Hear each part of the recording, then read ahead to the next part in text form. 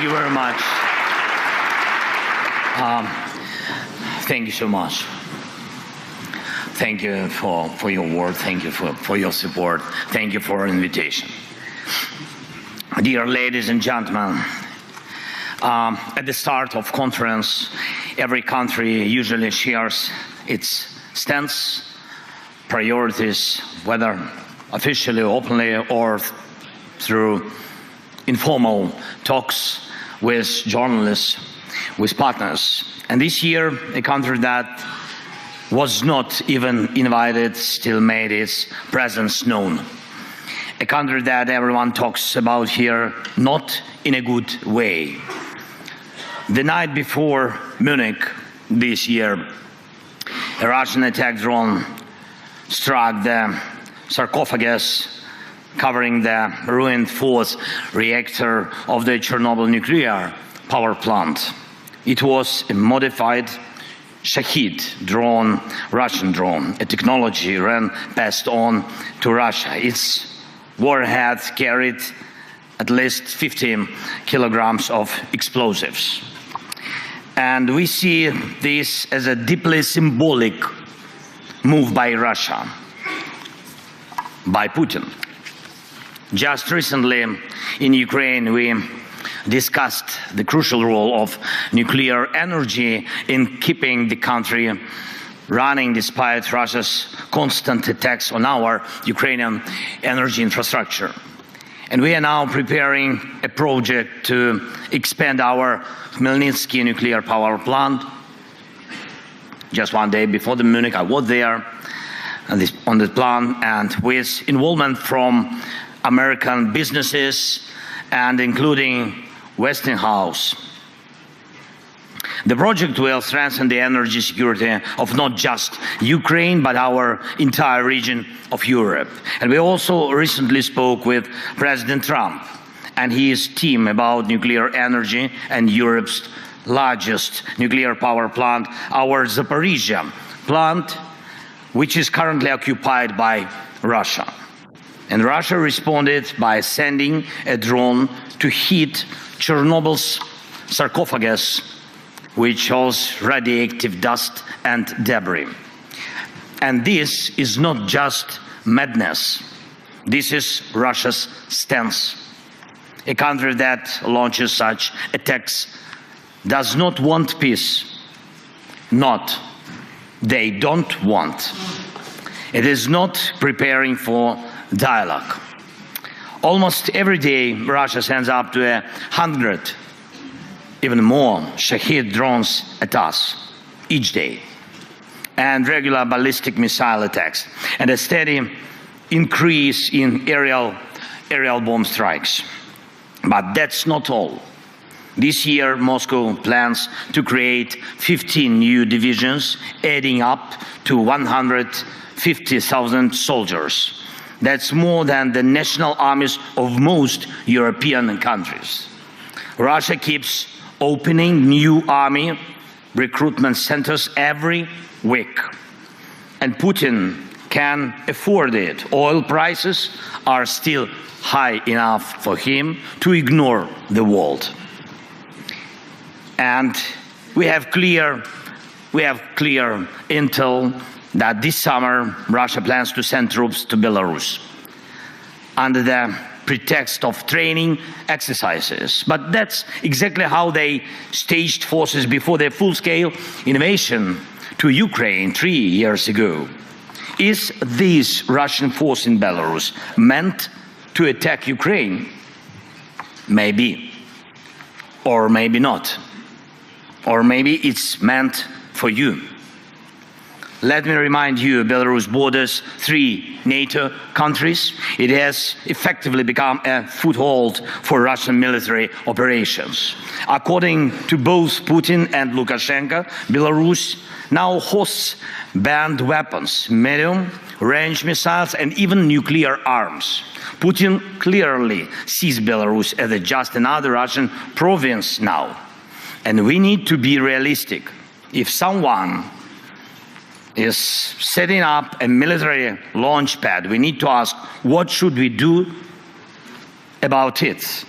And more importantly, what can we do before the next attack, the next invasion?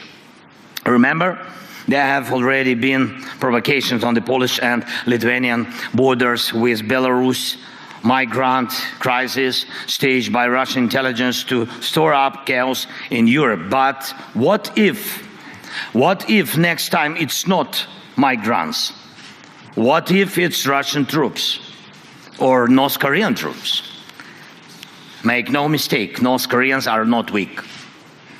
They are learning how to fight now, how to fight the modern war. And what about your armies? Are they ready? And if Russia launches a false flag operation or just straight up with no insignia from Belarus, like how Crimea got taken in 2014, how fast will the allies respond? And will they respond at all? Yesterday here in Munich, the US Vice President made it clear. Decades, he said, decades of the old relationship between Europe and America are ending. From now on, things will be different, and Europe needs to adjust to that. Ladies and gentlemen, I believe in Europe, and I'm sure you believe too. And I urge you to act for your own sake.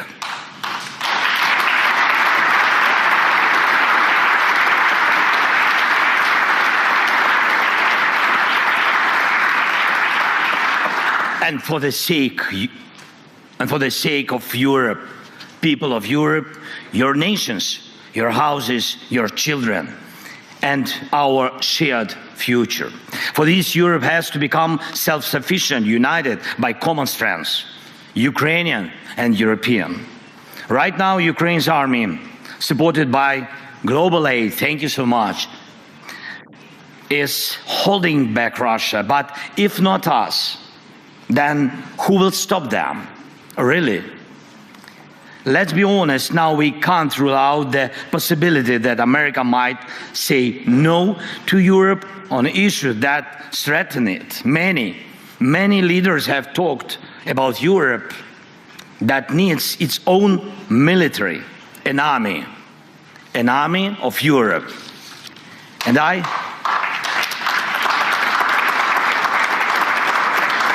I really believe that time has come. The armed forces of Europe must be created. This is not harder than standing firm against Russian attacks, as we have already done. But this is not just about increasing defense spending as a GDP ratio. Money is needed, of course, yes, but money alone will not stop an enemy assault. People and weapons don't come for free. But again, it's not just about budgets. It's about people realizing the need to defend their own home.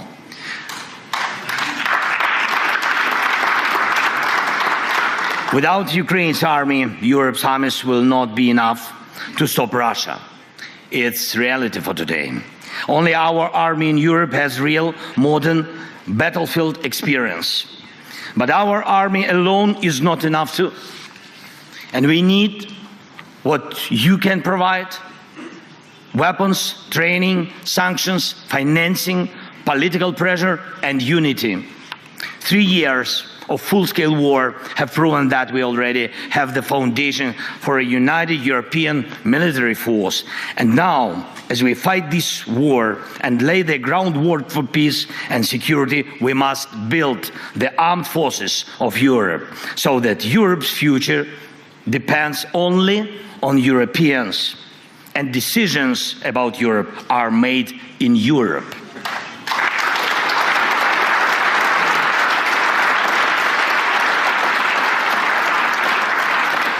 That's why we are talking with European leaders and with the United States about military contingents that can ensure peace, and not just in Ukraine, but across Europe. And that's why we are developing joint weapons production, especially drones. Especially the Danish model for example, of pooled investments for arms production in our country is already working well, very successful. Last year alone, thanks to Ukrainian and partners' efforts, we produced over 1.5 million drones of various types. Ukraine is now the world leader in drone warfare. This is our success, but it's also your success, of course. And everything we build for our own defense in Ukraine also strengthens your security. And the same should apply to artillery, air defense, technologies, and armored vehicles. Everything needed to protect lives in modern war should be produced in Europe fully. Europe has everything it takes. Europe just needs to come together and start acting in a way that no one can say no to Europe, boss it round or threat it like a pushover. This isn't just about stockpiling weapons. It's about jobs, technological leadership, and economic strength for Europe. Last fall, in my victory plan, I proposed replacing part of the US military presence in Europe with Ukrainian forces if Ukraine is in NATO, of course. If the Americans themselves decide to go that way, decreasing their presence, it's not good. Of course, it's very dangerous, but we all in Europe need to be ready. And I started discussing this even before the US elections because I could see where American policy was heading. But America needs to see where Europe is heading. And this direction of European policy shouldn't just be promising, it should make America want to stand with a strong Europe. This is absolutely possible, I'm sure of it. And we must shape that course. Europe must decide its own future. We need confidence in our own strengths so that others have no choice but to respect Europe's power. And without a European army, that is impossible. Once again, Europe needs its own armed forces. And I know Mark Rutte, my good friend, is listening to me right now. And Mark, my friend, this isn't about replacing the alliance. This is about making Europe's contribution to our partnership equal to America's.